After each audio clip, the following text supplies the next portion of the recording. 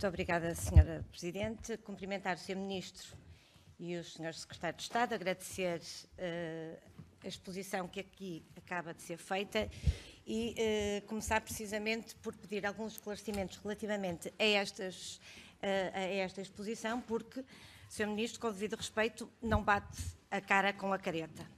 E comecemos pelo seguinte: o PSD já teve até a oportunidade de denunciar esta situação, que é uma situação de facto muito preocupante. O Sr. Ministro, em 2016, apresentou o seu Governo um plano de combate à fraude e evasão contributiva e prestacional, em que dizia, como uma das prioridades e que no que diz respeito às prestações sociais, que era aumentar a eficácia e a eficiência do sistema na decisão e no pagamento e recuperar pagamentos indevidos.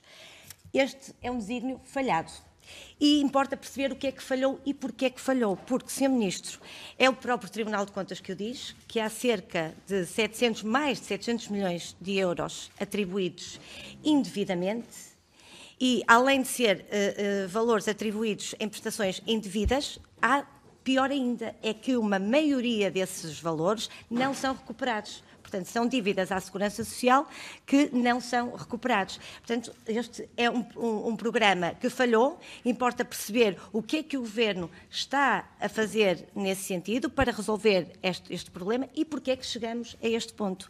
É que, Sr. Ministro, estamos a falar de valores importantes e que, indevidamente distribuídos, indevidamente atribuídos, estão a penalizar aqueles que realmente precisam desses dinheiros. E nós temos conhecimento que há atrasos na atribuição de prestações sociais, também já foram colocadas questões nesse sentido, e tem vindo a público notícias que há atrasos nos pagamentos, inclusive na prestação social de inclusão, e, portanto, importa também perceber e confirmar esta situação e, se efetivamente confirma, de quanto é que têm sido esses atrasos. Portanto, esta é uma primeira questão de perceber exatamente porque é que o Governo está a falhar neste combate à fraude e evasão fiscal e nesta total incapacidade que o Governo tem, e o Sr. Ministro acabou de dizer que há uma maior eficácia da administração pública. Na verdade não verificamos, porque continua a haver um pagamento elevado de prestações indevidas. Uma outra questão, que aliás o Governo já admitiu e que também é muito preocupante, Sr. Ministro, preocupante e inaceitável, é a questão dos atrasos no pagamento das prestações, das pensões. Esta é uma matéria que denota uma total ineficácia e, mais uma vez, incapacidade de um organismo do Estado, e aqui estamos a falar do Centro Nacional de Pensões, no atraso para o pagamento das pensões. Sr. Ministro, temos contribuintes que estão há tempo indeterminado, alguns há mais de um ano, sem receberem qualquer rendimento. Isto é inaceitável.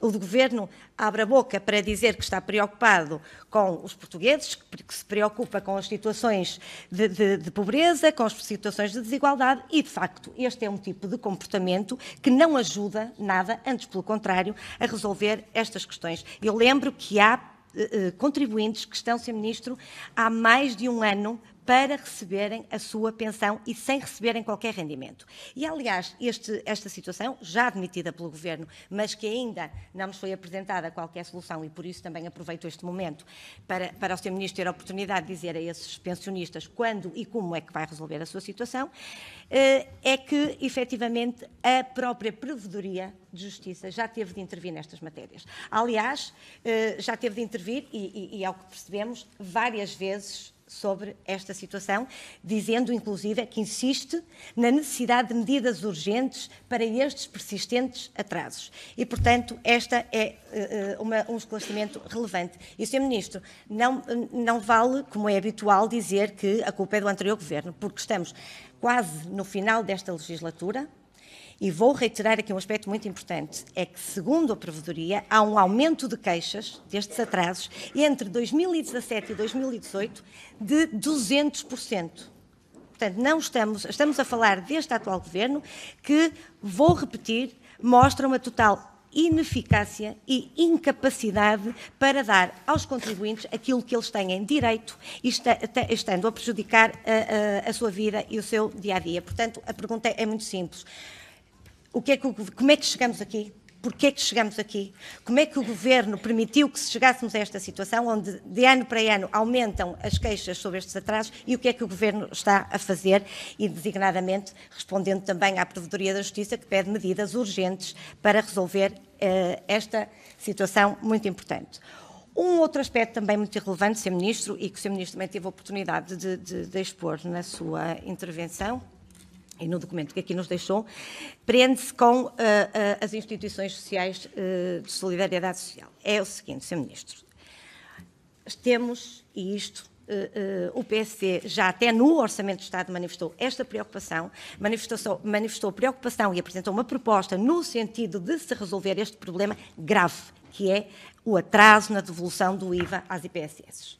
O PSD apresentou, inclusive, uma proposta para alterar o Orçamento de Estado, no sentido de estipular um prazo máximo de 90 dias para se resolver esta situação. A verdade é que, além desta proposta ter sido chumbada, nós estamos a assistir, neste momento, a que estas instituições, que representam um papel importantíssimo na nossa sociedade, importantíssimo para as pessoas, para os mais frágeis, estão a viver problemas de tesouraria. São as próprias instituições que fazem este alerta e, Sr. Ministro, isto prejudica diretamente os portugueses. E nós, numa altura em que nós temos conhecimento que o envelhecimento da população em Portugal é cada vez mais elevado, Sr. Ministro, não podemos aceitar que, da parte do Governo, haja estes atrasos que vão prejudicar o funcionamento de instituições tão relevantes. Aliás, nós tivemos a oportunidade de dizer que nos parece que este Governo, apoiado pelo Bloco de Esquerda e pelo PCP e pelo Partido Socialista, não reconhece o devido valor destas instituições. E não somos apenas nós que o dizemos. Nós tivemos até a oportunidade, nós, PSD, tivemos a oportunidade de apresentar um requerimento para a vinda do Sr. Presidente da CNIS a esta Comissão, face a aspectos que foram conhecidos recentemente relativamente a acusações à atuação deste Governo. É que, Sr. Ministro, estas instituições devem ser tratadas de acordo com o relevante papel que representam na sociedade, e o que nós temos conhecimento, e passo aqui a citar, é que há uma suspeição por parte do Governo relativamente a estas instituições. E diz ainda que é claro, há um manifesto do Sr. Presidente da CNIS que diz que é claro de que não há uma verdadeira autonomia da gestão relativamente às instituições de solidariedade social. E, portanto, Sr. Ministro, é demasiado importante que esta situação seja resolvida. Não entendemos como é que aqui chegamos, precisamos de perceber como é que aqui chegamos e o que é que o Governo está a fazer nesta situação. Mesmo para terminar, Sr. Ministro, uma matéria também ela muito relevante e que importa, de uma vez por todas, o Governo falar a uma voz.